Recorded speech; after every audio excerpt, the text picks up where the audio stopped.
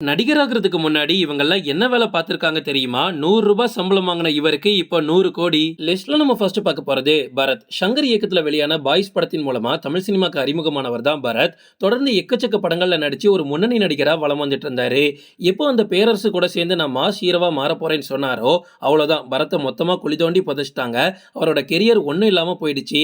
ஆரம்பத்துல இருந்து இப்போ வரைக்குமே எக்கச்சக்க படங்கள் பண்ணியுமே பரத் இன்னைக்கு ஒரு வளர்ந்துட்டு வரக்கூடிய ஹீரோவா தான் கன்சிடர் பண்ணப்படுறாரு. பரத் சினிமாக்குள்ள வந்துமே சில நேரங்கள்ல வாய்ப்பு கிடைக்காம தவிச்சிட்டு இருக்கும்போது அவர் ஒரு சாஃப்ட்வேர் இன்ஜினியரா வேலை பார்த்திருக்காராம். லிஸ்ட்ல நம்ம அடுத்து பார்க்க போறது விஜய் சேதுபதி. தமிழ்ல மட்டும் இல்ல, தெலுங்குலயுமே மனுஷன் இப்ப கலக்கிட்டு இருக்காரு. இதை விட ஒரு படி முன்னாடி போய் பாலிவுட்ல கட்ரினா கைஃப் கூடயே நடிச்சுட்டு வந்துட்டாரு. சினிமாவுல படிப்படியா முன்னேறிய நடிகர் விஜய் சேதுபதி அப்படின்னு சொல்லலாம்.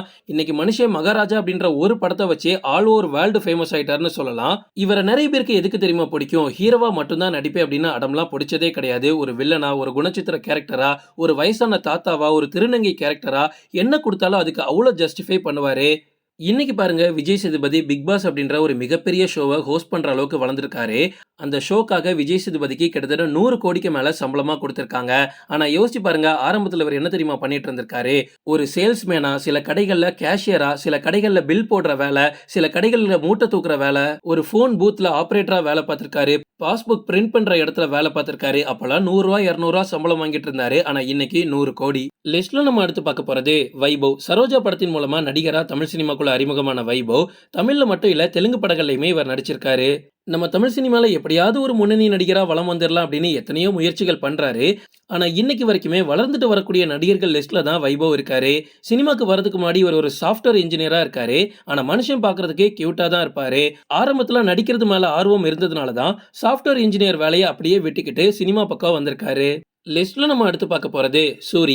சினிமாவில் நம்ம ஹீரோவா, காமெடியனா, இல்ல குணச்சித்திர கேரக்டரா அப்படின்னு நம்ம முடிவெடுக்க கூடாது, சினிமா முடிவெடுக்கும் அப்படின்றதுக்கு ஒரு பெஸ்ட் எக்ஸாம்பிள் சூரி அப்படின்னு சொல்லலாம். ஏன்னா சூரி எக்கச்சக்க படங்கள்ல காமெடி பண்ணியிருக்காரு. ஆனா அதெல்லாம் ஒரு காமெடியா அப்படின்னு ட்ரோல் தான் பண்ணியிருக்காங்க. ஆக்சுவலா காமெடியனை வச்சு நம்ம எல்லாம் காமெடி பண்ணிட்டு இருந்தோம். அப்படிதான் சூரி எல்லாராலையும் பார்க்கப்பட்டாரு. ஆனா இன்னைக்கு பாருங்க, சூரி ஒரு ஹீரோ. இன்னைக்கு பல கோடிகள்ல சம்பளம் வாங்குற அளவுக்கு சூரி அவரோட மார்க்கெட்டை எங்கேயோ கொண்டு போயிட்டாரு. இனிமே சூரிய ஒரு காமெடியனா நீங்களும் சரி நானும் சரி பார்க்கவே முடியாது. ஏன் ஈவன் டைரக்டர்ஸ் கூட பார்க்கறது இல்ல. அப்படிப்பட்ட மனுஷன் ஆரம்பத்துல என்னெல்லாம் பண்ணியிருக்காரு தெரியுமா? ரீசெண்டா ஒரு இன்டர்வியூல சொல்லியிருந்தாரு, என்னோட குழந்தை வந்து ஒரு கடைக்கு போகுது, அங்க போய்கிட்டு பிரைஸே பார்க்காம என்ன ட்ரெஸ் வேணுமோ அதை வாங்கிக்குது.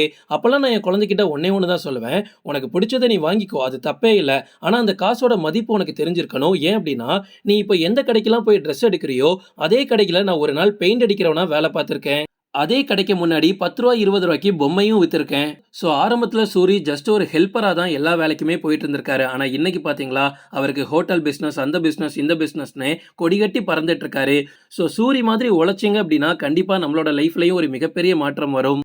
லிஸ்ட்ல நம்ம அடுத்து பார்க்க போறது வடிவேல். 90ஸ்ல ராஜ்கிரண் ஹீரோவா நடிச்ச என் ராசாவின் மனசிலே அப்படின்ற படத்துல ஒரு காமெடி நடிகரா அறிமுகமாகி அதுக்கப்புறமா தன்னோட அசாத்தியமான நகைச்சுவை கலந்த நடிப்பால தமிழ் சினிமாவே சும்மா கலக்குனவர் தான் வடிவேல். இன்னைக்கு இவர் இல்லை அப்படின்னா நம்ம தமிழ்ல மீமே இருந்திருக்காது. இம்சி அரசன் 23ஆம் புலிகேசி நடிச்சு நான் ஒரு ஹீரோ அப்படின்னு அவர் நிரூபிச்சு காமிச்சாரு. பட் வடிவேல் அவரோட பர்சனல் லைஃப்ல பண்ண சில தப்புகள்னாலையும் அவர் கொஞ்சம் வாய் அதிகமா இருந்ததுனாலையுமே அவர் சினிமா விட்டு கொஞ்சம் ஒதுக்கி வச்சிருந்தாங்க. இப்ப மறுபடியும் ரீஎன்ட்ரி கொடுத்துட்டாரு. ஆனா இதெல்லாம் நடக்கிறதுக்கு முன்னாடி ஆரம்பத்துல வடிவேல் பாக்குறதுக்கு எவ்வளவு வீக்கா இருப்பாரு. சாவு குத்துக்கு டான்ஸ் ஆடுறவரெல்லாம் இவர் வேலை பார்த்திருக்காரு. ஓகே ஃப்ரெண்ட்ஸ், இதோட நான் இந்த வீடியோ முடிச்சுக்கிறேன். இன்னொரு இன்ட்ரெஸ்டிங்கான வீடியோல நம்ம சந்திக்கலாம். Stay tuned.